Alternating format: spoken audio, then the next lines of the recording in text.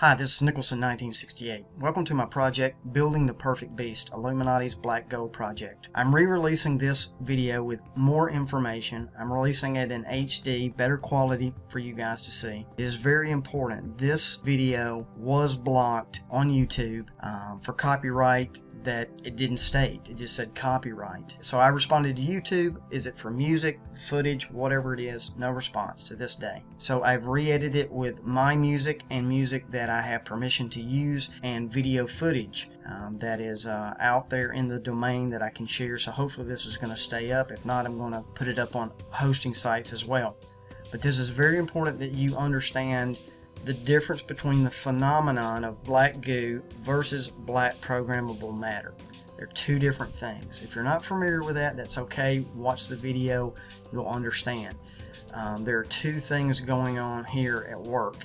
One is to lead you astray with the black goo, the phenomenon of it's from another planet or it's from when the Earth, it's an entity on itself, that it's learning, that it's this totally phenomenon to guide you to aliens from another planet, versus black programmable matter, which is technology from the fallen, from the Nephilim, of man-made programmable matter that is at work as we speak to mix with humanity's DNA.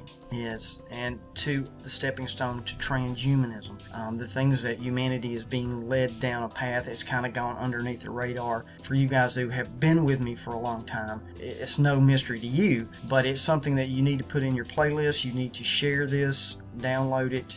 It is very important that we learn the difference between the two, because one is leading you astray again, the other one they don't want you to know about. That's why when you search in YouTube for black goo, my video is lost in the mix between that, and that's not what this is. This is something totally different. They try to lump this video of black programmable matter in with the black goo, and that's not what this video is. That's why I'm re-releasing it.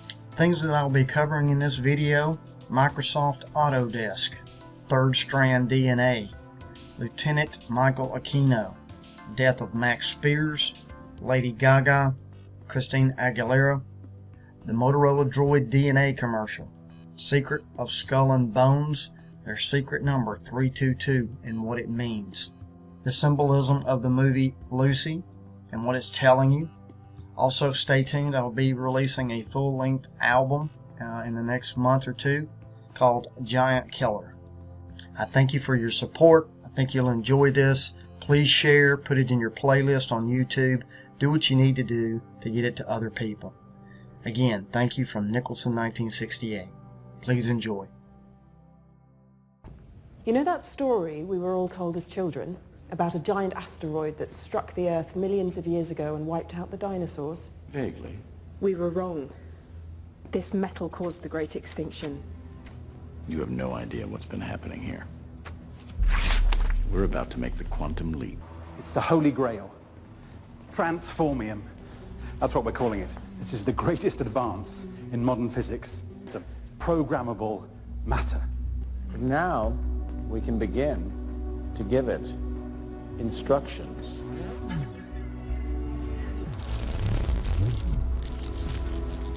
And the people bowed and prayed to the neon god they made. And the sign flashed out its warning, and the words that it was forming. And the sign said the words of the prophets are written on the subway walls and tenement halls, and whispered in the sound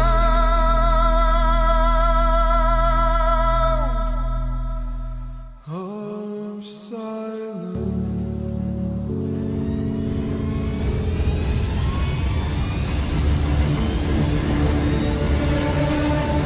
Inventing the Future with Robert Tursick. Hi, good evening. Thank you. Are you ready for some adventures in synthetic biology? You're going to learn some amazing stuff. This is absolutely at the forefront, the cutting edge of science right now. It's not your grandfather's genetic engineering in the sense of taking two genes and splicing them together. This is a radically new notion. People are actually composing life. What they're doing is they're writing DNA, and they're writing it the same way that a software developer would write code for a computer. Except in this case, they're writing DNA that's then put into a living thing and can replicate, and can replicate.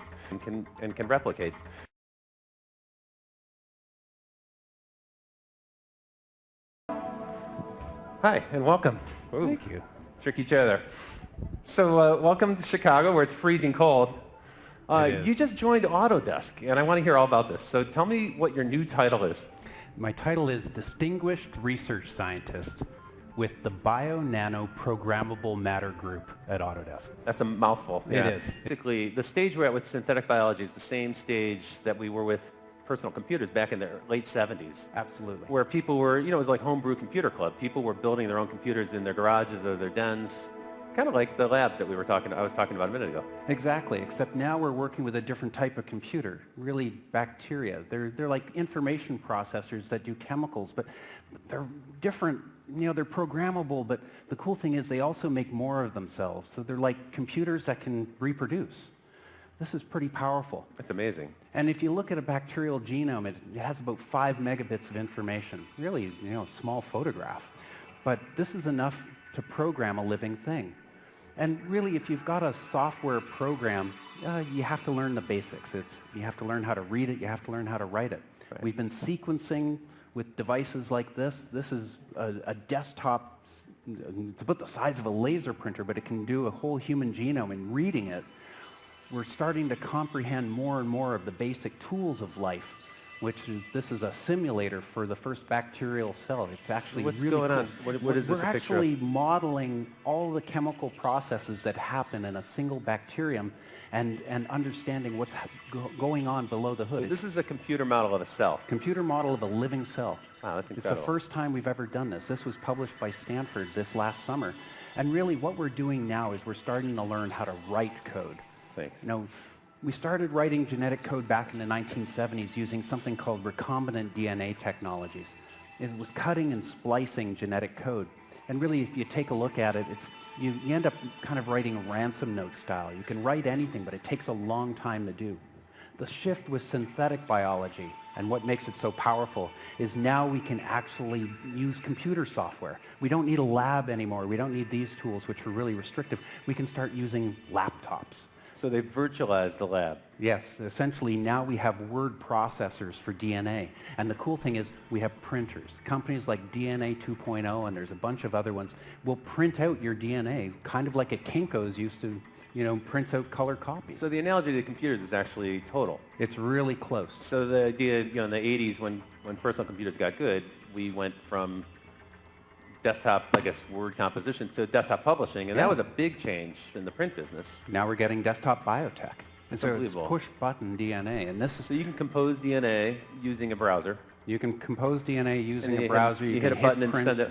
They'll send it off to you. That's awesome. And this is opening up biotechnology to a whole new generation of people that, are younger and know how to work with computers in the same way that, 30 years ago, kids started playing with personal computers. And this is a big part of what you're doing. When I first met you, we were in Silicon Valley, and you were telling me that you've been working with high school kids and even grade school kids to try to get them to learn about synthetic biology, to maybe give them the confidence to play with it and experiment. Yeah, I want them to realize this is potentially going to be a field that they will work in for the rest of their life if they start getting interested. And how's that going? I mean, do kids respond to this It's going really well.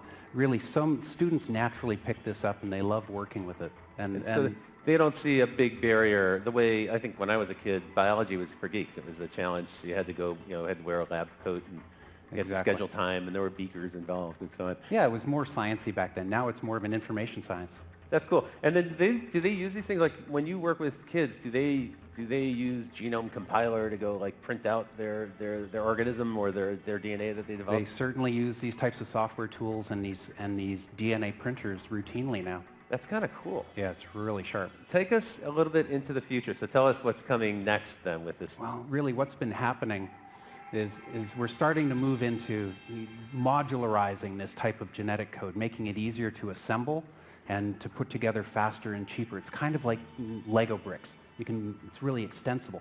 And the group that's driving this forward is out of MIT. It's called International Genetically Engineered Machines. And it's really it's really the best student program for learning how to do synthetic biology. Hang on a sec. So it's genetically engineered machines. So they're thinking about life as a kind of like a robot or a machine that you can control. Yeah, we look at simple bacteria as really being little robots that are programmable. So that's a little bit different from, in the opening comments, I talked about people who are building labs in their houses, in their dens, or their closets. There's definitely a few people that have done it. In a way, we're moving away from that now, where you can go join, it's like joining a hackerspace or a maker community. It's more fun when you do it with a group anyway. Sure, and you can get your questions answered, or somebody can show you how. Exactly, and you don't have to worry about the FBI necessarily beating down your door. So, and the groups that are really getting good at this, well, they're using robots to do not just printing of DNA, but actually booting of the organism and testing. So this is allowing people to really have biotechnology done remotely. Really just cool. Send a design, they'll build and test. That's a big one. So hang on, that means you could design an organism on your desktop computer, your laptop computer at Starbucks even, and then send it out to get not just printed or not just have the DNA compiled for you, but you could actually have the organism made, manufactured, produced, what verb tested, do they use? And the results come back to you, and you can decide whether you're going to. So if you didn't get it right the first time, you can do it again. Do it again. As humans, we create hundreds of millions of tons of waste every year, and a lot of it is this PET plastic. As Chief Creative Officer of 3D Systems and co-founder of EcoCycle with Coca-Cola, I've created a solution. The EcoCycle Cube 3D printer. This machine prints in post-consumer plastic. That means you could take this water bottle and print bracelets, robots, vases, shoes. That means taking this waste and not wasting it and turning your ideas into beautiful objects printed in this 3D printer. Welcome to the future.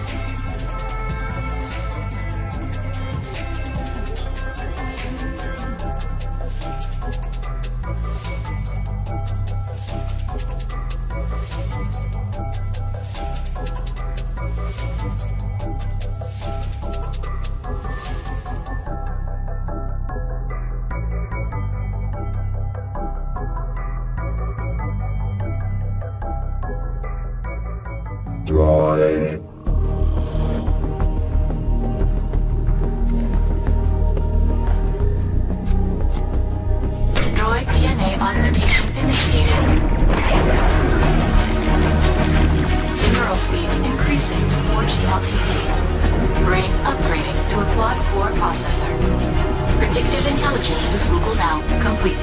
Introducing Droid DNA by HTC. It's not an upgrade to your phone, it's an upgrade to yourself.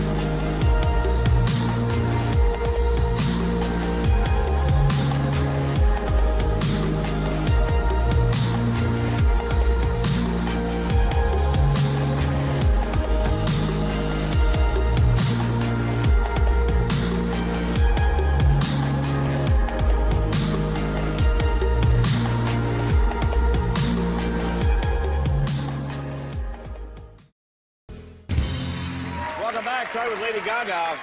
Born This Way is the new single. Tell us about the album. Oh, I love the album so much, and I hope all of the monsters do too. Most importantly, I think it's about bringing people together, and the performance we did last night at the Grammys was, and what we've been doing with the egg and the rebirth. It's meant to signify an artistic statement of birthing a new race, and it's a race with no prejudice, a race within the race of humanity that bears no prejudice against anyone. So.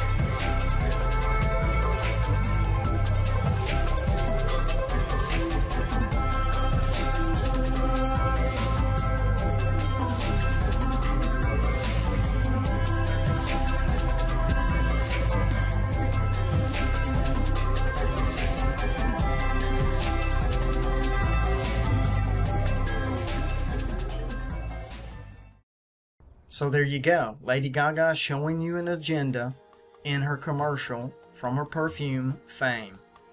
So that's how they work. They show it to you in music videos, commercials, movies, media right in front of us. The next part is going to be from Christina Aguilera, showing you the same thing. Album called Bionic. There you go. It's telling you right there, man and machine together. Notice though that her name is broken up into two colors. One Christina and then Aguilera. One is red, which what I tell you, of the blood, and the other is bleeding programmable matter. She is also in a pose like a cat, MK Ultra Sex Kitten beta programming. If you don't know about that, I have a whole section on my website about that, the Sex Kitten MK controlled, what is going on. What you're going to notice though, besides the obvious of the video, Not Myself Tonight, is the cover and the shape of a, demonic, the horns, the tail.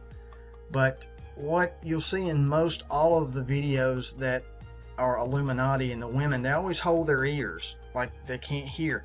That's the transmissions that from Control, MK Ultra Control. They always hold their ears.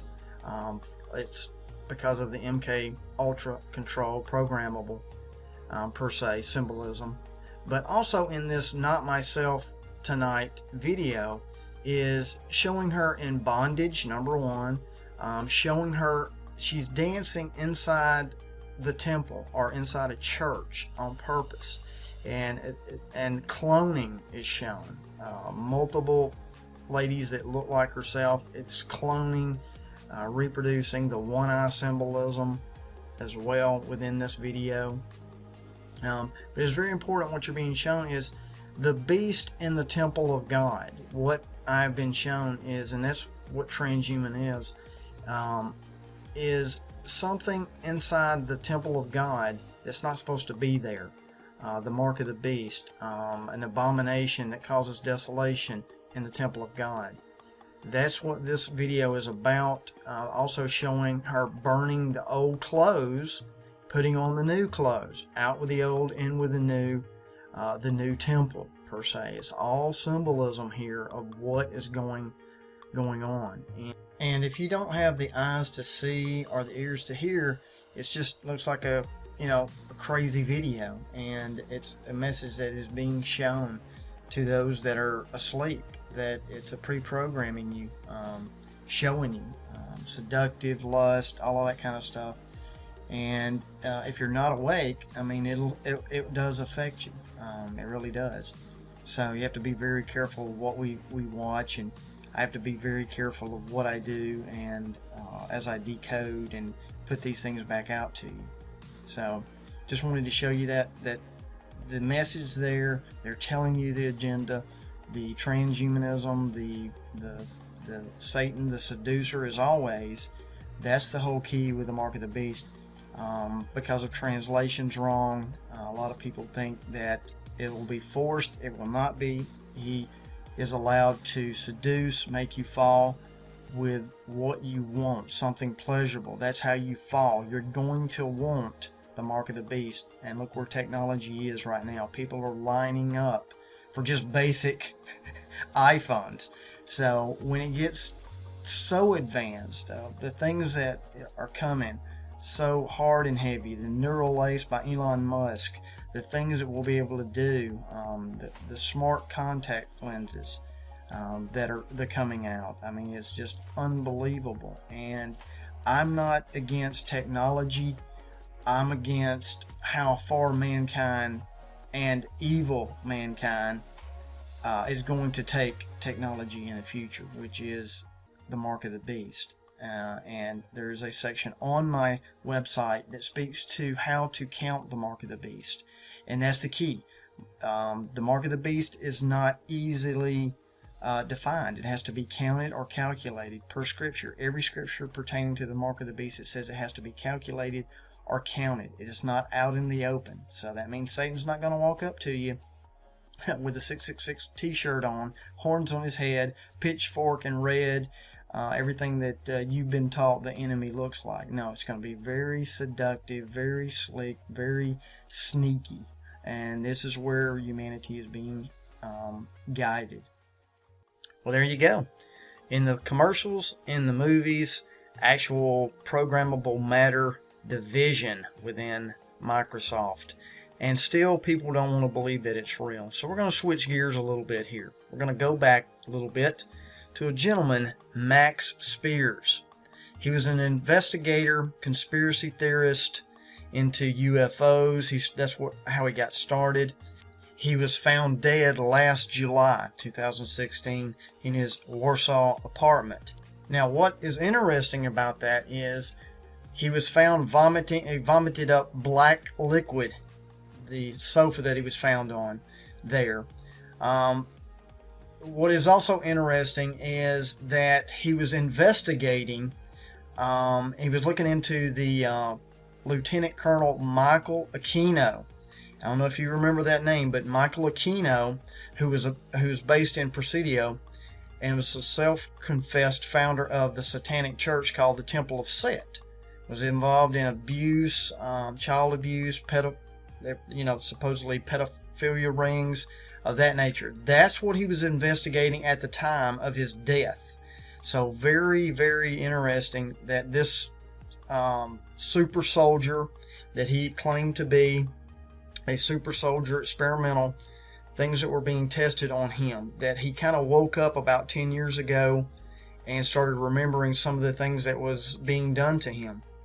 Now, whether you believe that or not, put it all together of things that I'm showing here in the video is experimental, military, black programmable matter around your DNA that you can be controlled and manipulated. It is to the next level with this technology. This is just not some old MK Ultra. This is beyond that technology that they have, the military and the elites have. So another connection is Aquino's niece is working for another company, Umaya, which Umaya is a company claiming to resurrect the dead in 30 years. So with the technology, they want to resurrect the dead with DNA, put you in a beautiful reconstructed vessel, cloned, transhuman vessel with your memories, all of the consciousness, everything. So look at all of the connections here. Satanism, transhumanism, everything that I'm showing you.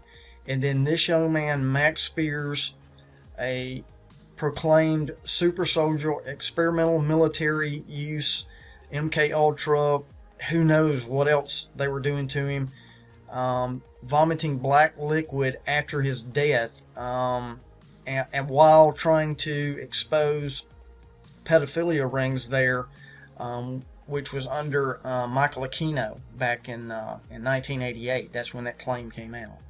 So just wanted to share that real world information with you. It's not a movie, it's not commercial, it's just information. If you see it for what it is and you connect the dots, is this young man was being controlled, and he was trying to get beyond that control, but obviously not. They had him murdered for what he was trying to reveal. Next clip that I'm going to play is from a gentleman, Anthony Patch. He is a researcher, author, and speaker all around the country. He has used some of my material as he has traveled the country. I'm honored that he has used that. He has reached out to me for my permission to use it, and whatever work that I have that he wants to share, it's his to use. He has a quote, you cannot separate the physical from the spiritual. I've been saying that for many, many years, is a lot of people are looking at the physical but not the spiritual, and then you've got the people looking at the spiritual and not the physical, and they never connect the dots. Anthony has done that very, very well, is connecting the spiritual and the physical together. So this next clip speaks to deadly flu shots and third strand DNA. And on my website, I have a page dedicated to the mark of the beast and third strand DNA, which speaks to the programmable matter and the chromosomes of a man, DNA, etc. But I want to play this clip to you. It's telling you something very, very, very important. And I'll be back after this clip.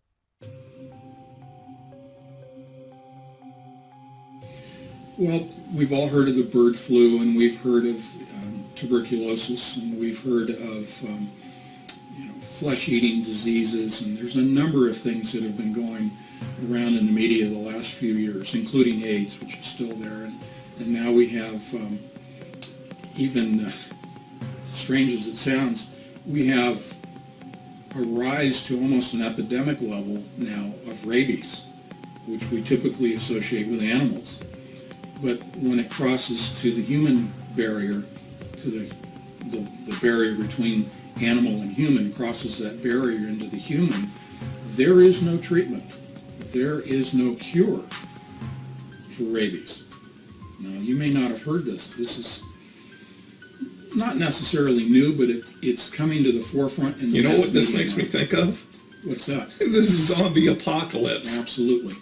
And that is the context in which the mainstream media right now is placing it, is in the zombie apocalypse. Because that's exactly how people present themselves, if you will. I'm speaking medically, but that's how they appear and how they behave is like a zombie because of the effects of rabies on the nervous system. There were last year and even earlier this year, there were actually drills conducted by our government on the zombie apocalypse and how would first responders, police officers, firefighters, paramedics, how would they deal with these people? So it sounds far-fetched to the average person who hasn't heard this before, but this is nothing new. But let's go beyond the rabies. Let's talk about people getting a flu shot or getting a avian flu inoculation. There is another very insidious disease, if you will, which is really a man-made disease. It's a biological construct called MERS coronavirus out of the Middle East. It's the Middle East Respiratory Syndrome. It's made its way into Europe to a certain extent, and eventually, because of air travel, it will reach around the world. It's another example of where inoculations or vaccines are being derived, or they're trying to derive for. That, again, I always like to go all the way to the end. What's the purpose? What's the goal? If you have a man-made or engineered virus, why was it created? Is it simply just to kill people? Well, that's one part of it, but if you go further and you go deeper than that, it is to get people to demand a vaccine, a shot, if you will, or a pill. Why would, if you're in a position of control, of power, of ultimate power, why would you want people to demand a vaccine? Well, it's because something's in the vaccine that you want people to then have as a part of their body. Well, what is in the vaccine that you want everybody to have inside their body? It is a DNA manipulator or modifier. I mentioned earlier third strand DNA. There is already, and you can find this on the internet, in existence, a third strand of DNA constructed of silicon. Again, we go back to the silicon chip in computers. The third strand is made of silicon and is also coated in gold. If you talk about nanotechnology and nano layers, this is extremely thin coating of gold down to a billionth of a millimeter of gold that is coating the silicon from which you are building a third strand of DNA. The purpose of the gold is to increase the surface area around this strand so that more information can be digitally imparted or programmed. You're essentially, what you're doing is you're creating a third strand of DNA you are transferring that or imparting it into a person's body through a vaccine that that person's demanding because they're afraid of contracting MERS coronavirus or avian flu or whatever it may be.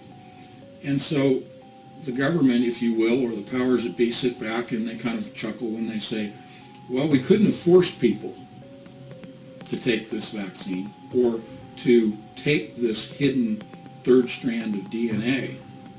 They would rebel against it. But if we create the problem and present the solution, people will demand the solution. Thus we achieve our ultimate goal of having this DNA in every person changed. Well, let's go deeper. What's the goal? What's the purpose?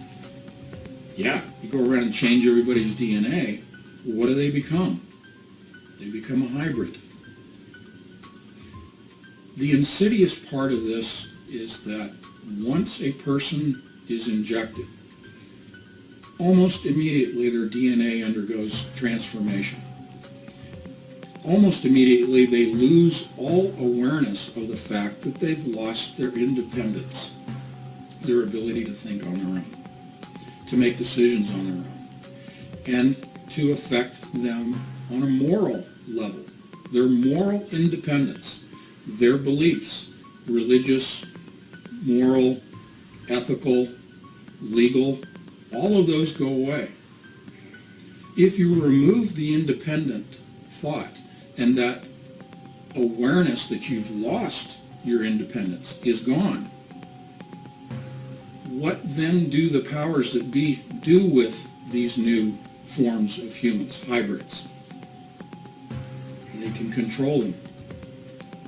They can turn them into a serf class.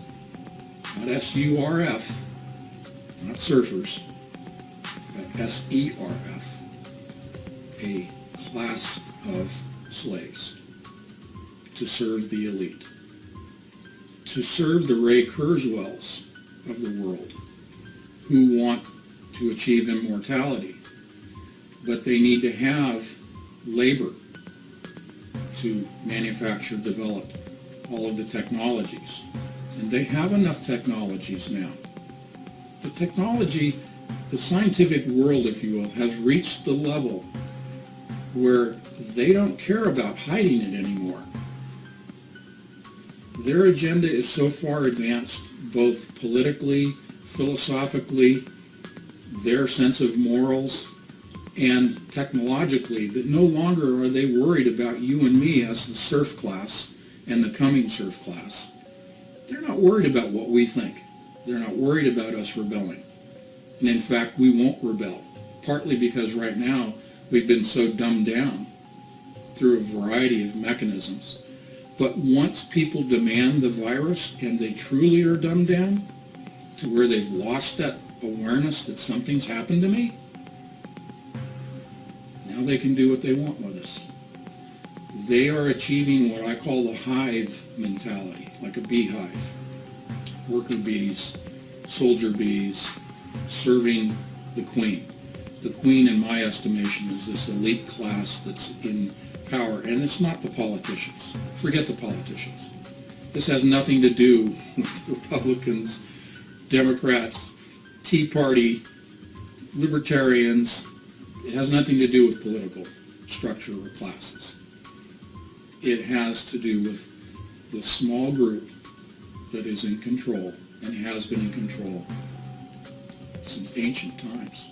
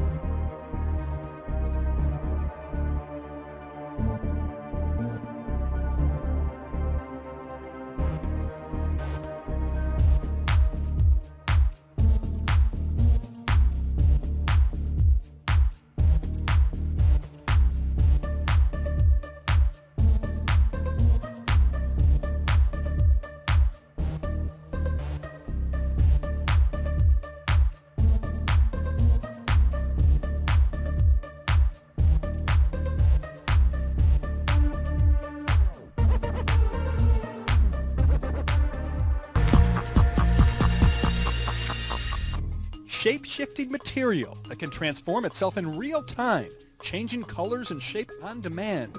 It sounds like special effects you would see in a sci-fi movie, but this is no illusion.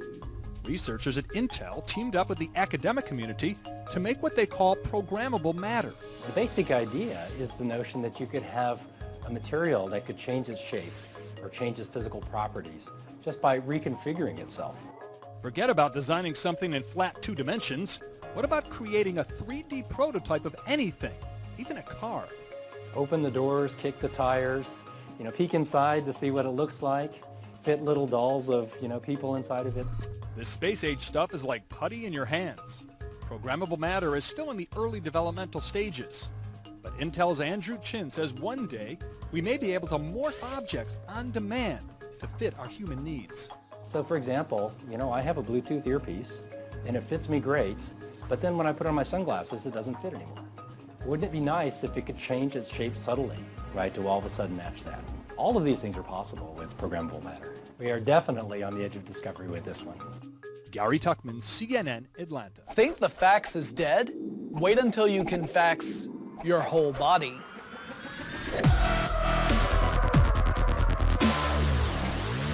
Well, what if we take that same idea, but think small? I mean really small. I'm talking about programmable matter, actual 3-dimensional tactile material that can take on any predetermined shape and then change shapes on demand. Imagine that we have a programmable material workstation. That might include a little trough with some beige putty in it. And this putty looks totally normal until you send it some information, like a virtual model of a 3-dimensional object. And then it springs into action, forming that object right in front of your eyes. Now, it sounds like it's the stuff of science fiction, and that crazy kind of technology has to be 100 years away, right? Maybe, but maybe not. One approach to programmable matter is Claytronics, which is an idea that came out of Carnegie Mellon University and Intel. The base unit of Claytronics is the CADM, the computerized atom. Now, these CADMs can work together to form 3-dimensional objects on demand. And building that kind of machine is pretty tricky. They have to be able to receive energy. They have to be able to communicate with one another. And they have to be able to move around, preferably without having any moving parts of their own. So several years ago, Carnegie Mellon researchers built CADM cylindrical prototypes that were 44 millimeters in diameter. Now, these things were able to move around on a 2-dimensional plane, pushing and pulling against each other using electromagnets.